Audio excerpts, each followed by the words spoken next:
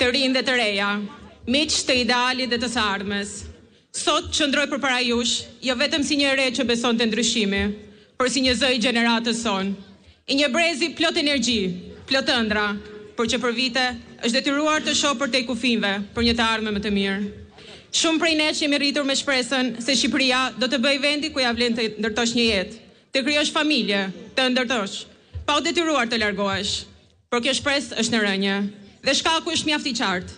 Një qeveri që ka dështuar ta mbajë rinin këtu, që ka kthyer shpresën në dëshpërim dhe që çdo ditë më shumë po bëshatis vendin ton. Statistikat flasin vetë. Çdo ditë 10 të rinj largohen, jo sepse nuk duan Shqipërinë, por sepse nuk gjejnë mundësinë që të krijojnë jetën e tyre këtu. Ata ikin sepse sot në Shqipëri nuk ka meritokraci, nuk ka mbështetje për iniciativën e të rinjve, nuk ka siguri për të ardhmen. Por unë dhe shumë të tjerë si unë nuk e pranojmë këtë realitet si fat. Ne besojmë se Shqipëria mund të ndryshojë, dhe ky ndryshim vjen vetëm përmes një force që dëgjon zërin e të rinjve, që mbështet si përmarrjen e tyre, që vendos dinjitetin dhe punësimin në qendër të politikave të saj. Kjo forcë është Partia Demokratike, një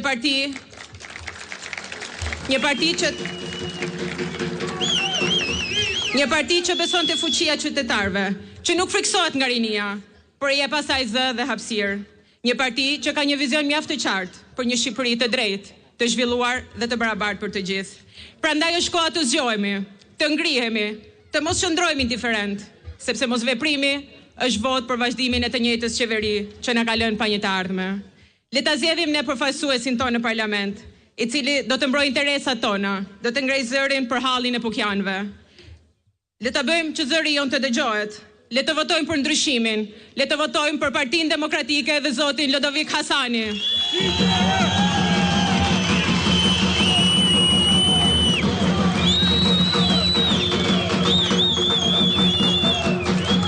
Sepse Shqipëria meriton më shumë, sepse ne meritojmë më shumë.